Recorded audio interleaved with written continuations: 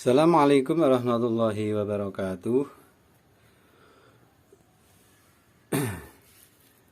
Salam jumpa lagi dengan channel saya Turipman 071 Desa Dukuh Gepengan, Desa Gondobulan, Kecamatan Kabupaten Wonosobo. Nah, itu Pak Mugi ya, itu di sana itu lagi menanam kacang panjang tuh, mau dikasih tajar itu di sana itu Pak Mugi itu. Wah, wah orangnya sangat tekun, nggak peduli hujan ya. Itu Pak Mugi. Ya, dia meminta kopi, katanya sudah kedinginan meminta kopi. Silahkan masuk ke sini kalau minta kopi ya. Sahabat-sahabatku semua dan teman-temanku semua, pada perjumpaan kali ini saya mau menjelaskan atau menerangkan tentang video saya yang kemarin, yaitu tentang pH tanah. Kenapa harus kita perjelaskan? Karena memang pH tanah itu sangatlah penting ya bagi tanaman-tanaman kita atau tumbuhan-tumbuhan kita, yaitu supaya kita itu tidak selalu menyalahkan hama atau pupuknya. Itu juga kita bisa koreksi dengan pH tanahnya. Karena di pH tanah tertentu memang unsur hara makro maupun mikro itu bisa diserap dengan optimal ya.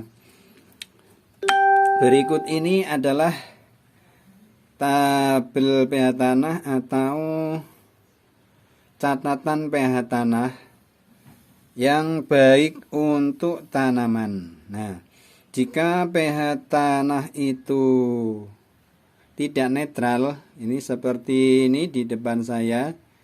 Ini saya tunjuk ya, misalnya ini warna putih seperti ini. Ini terserapnya sangat minim atau sangat sedikit ya. Nah, kalau yang merah seperti ini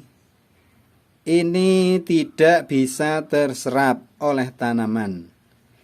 Nah, kalau yang biru seperti ini, nah ini yang terserap dengan optimal oleh tanaman-tanaman kita. Ini teman-teman ya.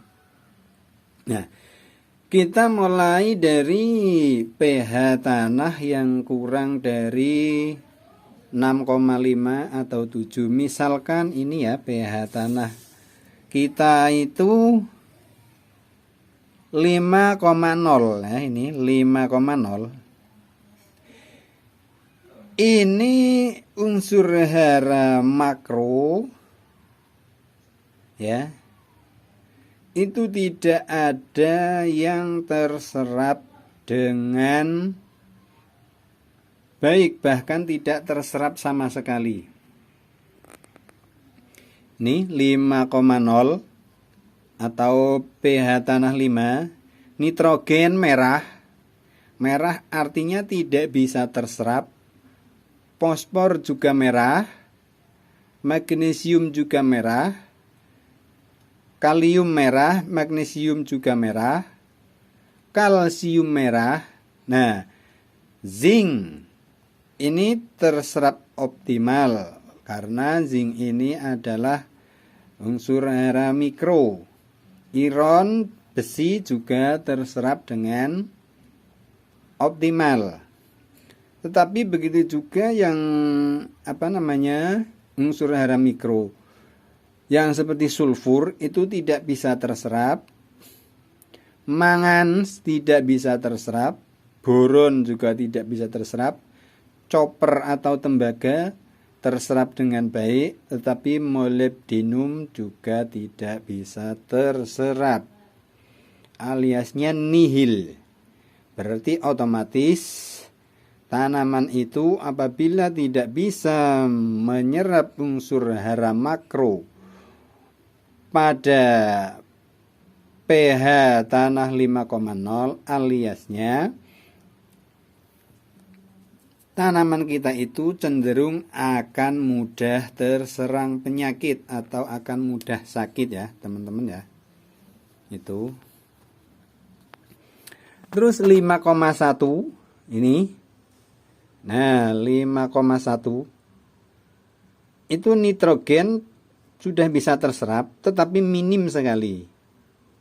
Nah, yang bisa terserap walaupun sedikit itu cuma nitrogen sama mangans. Nah, ini juga bisa terserap sedikit dan copper atau tembaga itu bisa terserap dengan baik, juga itu namanya boron juga terserap dengan baik, adapun molybdenum juga tidak bisa terserap. Nah, sampai kita itu di pH tanah 5,9. Nah, 5,9 itu masih kebanyakan itu unsur hara makro terserap dengan sangat sedikit, misalkan nitrogen, fosfor, juga kalium itu terserap dengan sangat sedikit. Nah, adapun zinc sama iron atau besi itu sudah bisa terserap dengan maksimal. Sulfur belerang juga terserap sedikit. Ini mangan, boron, copper bisa terserap dengan baik, tetapi molybdenum juga tidak bisa terserap dengan baik. Nah, terus 6,0 ini 6,0 ini. Nah, ini baru sudah bagus karena apa? Di pH tanah 6 ini nitrogen sudah bisa terserap dengan optimal, fosfor juga, kalium juga. Tetapi magnesium dan kalsium itu masih tidak bisa terserap. Dan unsur hara lainnya ini masih biru-biru semua. Ini kalau biru-biru ini artinya bisa terserap dengan baik, dan molybdenum belum bisa terserap dengan baik atau dengan optimal.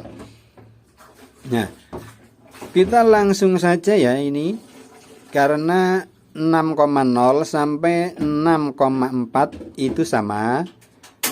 Nitrogen, fosfor, kalium itu terserap dengan baik, juga zinc, iron, besi, sulfur, mangan, boron, tembaga juga terserap dengan baik. Nah, kita menuju ke pH 6,5. Nah, ini tanah dengan pH 6,5 itu sudah bisa terserap dengan optimal seluruhnya, baik itu unsur hara makro maupun mikro. Misalkan itu yang makro seperti nitrogen, fosfor, kalium, magnesium, kalsium, juga yang mikro seperti zinc, iron, sulfur, mangan, boron, dan copper itu juga sudah bisa terserap dengan baik. Nah, ini di aslinya ini biru semua ya, dari atas sampai bawah itu biru semua, dan dikasih tanda hitam itu karena apa? Karena di titik sinilah 6,5 sampai 7,0 itu pH tanah yang paling baik dan yang paling netral untuk dikasih baik itu pupuk kimia atau organik. Nah, ini di paling bawah 6,5 itu pH pada 6,5 itu semuanya optimal, dan molybdenum itu terserap dengan sedikit karena memang molybdenum itu tidak begitu banyak dibutuhkan tanaman, itu sangat sedikit sekali tanaman membutuhkan hara molybdenum. Yang penting adalah makro dan mikro itu sudah terserap semua. Hanya mikro itu hanya molybdenum yang terserap dengan sedikit, itu enggak apa-apa.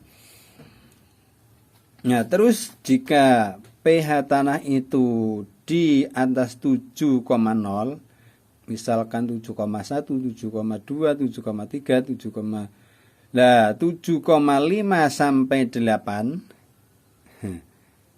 Ini walaupun nitrogen, fosfor, kalium dan magnesium itu juga kalsium itu terserap dengan baik ini, tapi fosfornya ada di 7,6 sampai 8,0 ini. Di 7,6 sampai 8,0 itu fosfor minim, tidak bisa terserap.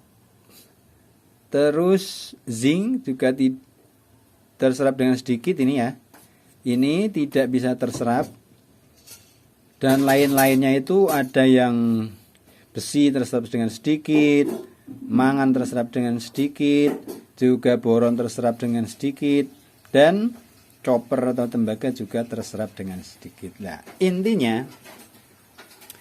intinya itu usahakan pH tanah itu yaitu di kisaran 6,5 ini sampai 7,0. Diusahakan 6,5 sampai 7,0. Nah, itu nanti tanaman kita itu bisa menyerap unsur hara baik makro maupun mikro itu terserap dengan baik. Otomatis jika bisa menyerap nutrisi-nutrisi itu dengan baik, maka tentu saja tanaman kita itu tidak mudah terserang penyakit alias sehat dan subur. Nah, beginilah keterangan pH tanah yang memang sangat perlu dimengerti untuk pekebun dan petani di sekitar saya ini.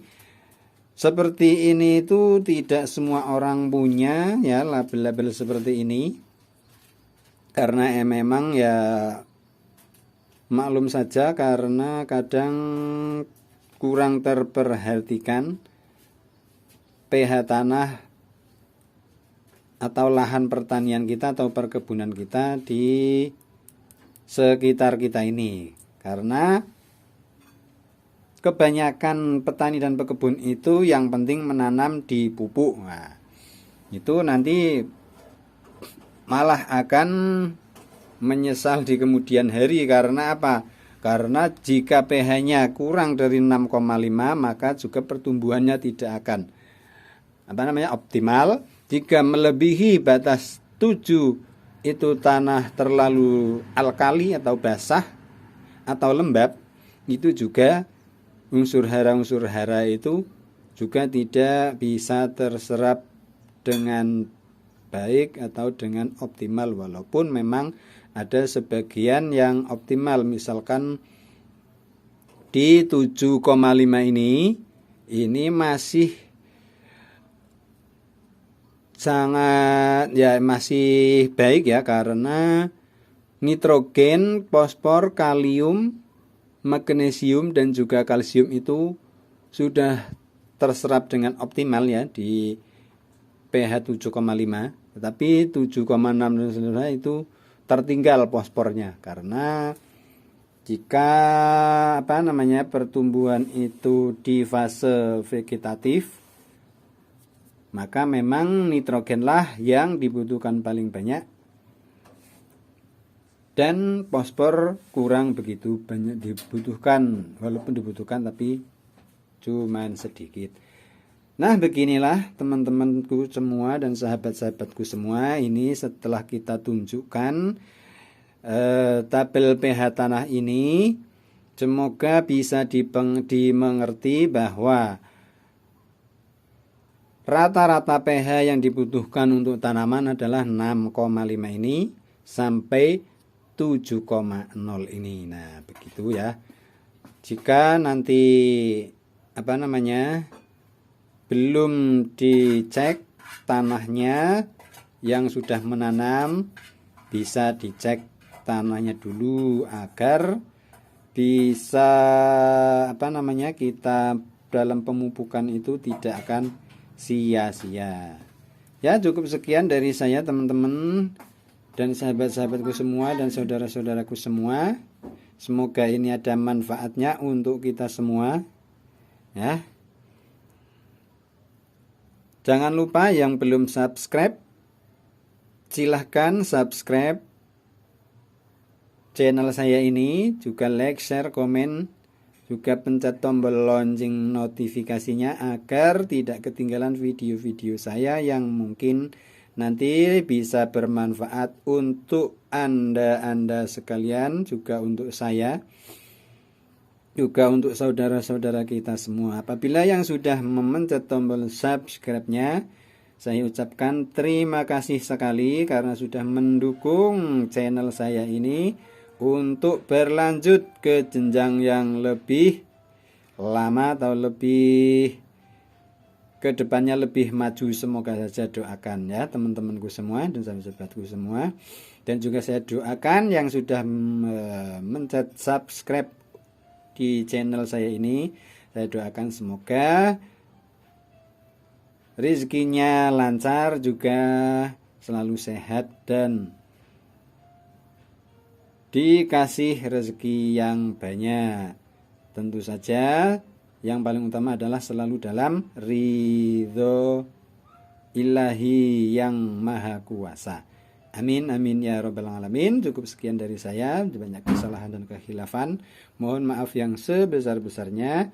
Saya akhiri. Wassalamualaikum warahmatullahi wabarakatuh. Semangat petani Indonesia.